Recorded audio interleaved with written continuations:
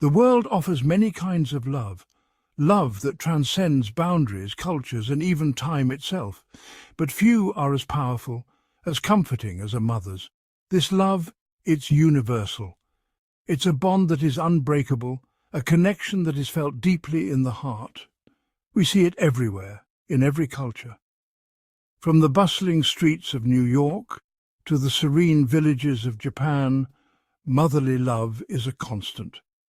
And for those who believe, there's another mother waiting, a mother whose presence is felt in the quiet moments of prayer and in the grand celebrations of faith, one whose love extends beyond borders, beyond time, the Virgin Mary. Her love is not confined to a single place or era. She stands as a beacon of hope, a guiding light in times of darkness, a source of comfort when we feel lost, a symbol of unwavering faith.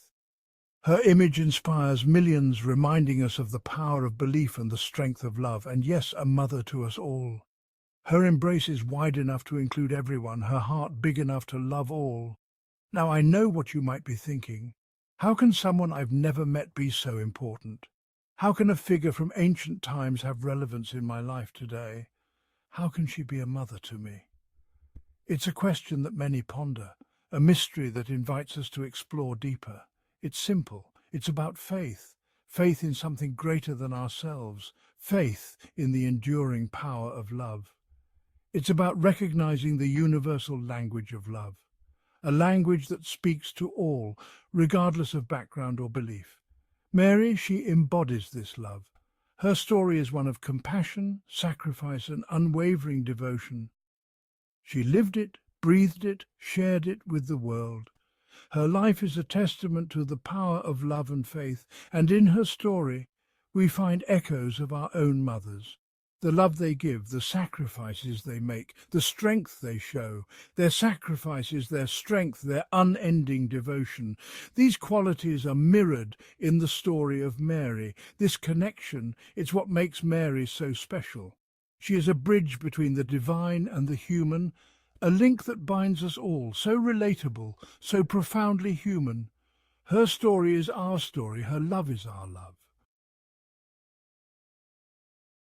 Mary, you see, she wasn't born divine. She was a young woman, chosen for a monumental task, to bring God into the world. Imagine that responsibility, that weight on her shoulders. But she didn't hesitate. She embraced her fate with humility and with courage. Why? Because she cared. She understood the suffering of humanity. She wanted to help, to heal. Her compassion shines through in every story, every interaction. This wasn't just duty. This was love, a mother's love, pure and true. Think about it. A mother's instinct is to protect, to nurture, to put her child's needs before her own. Mary, she embodied that and more. Her love extended to all, not just her son.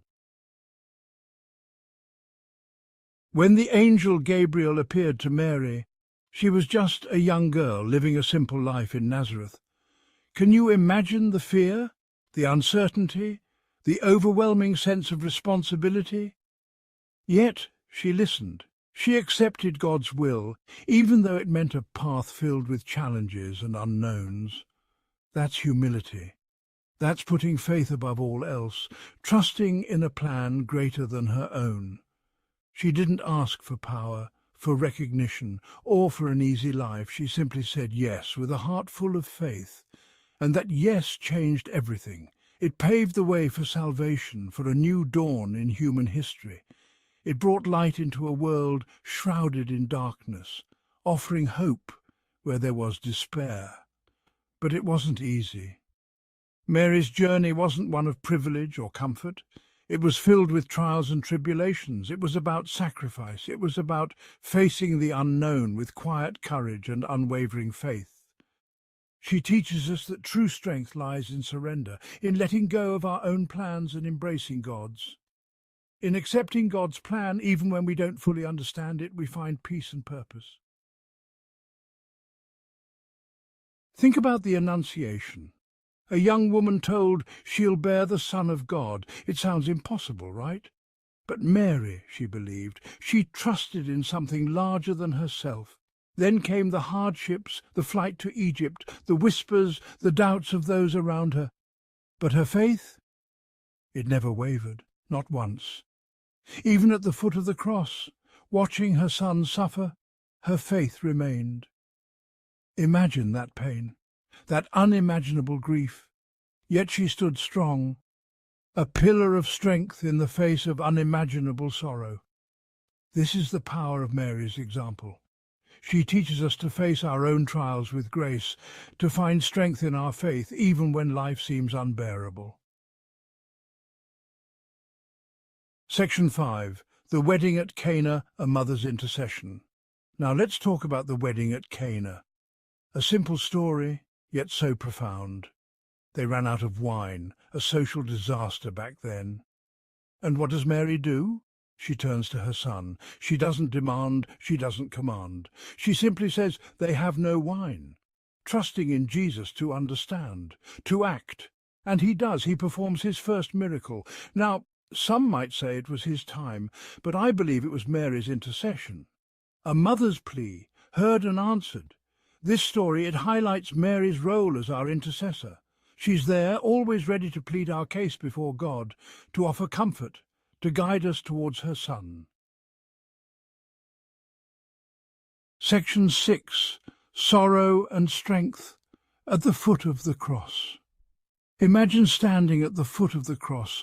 The air is heavy with sorrow, the sky darkened with grief.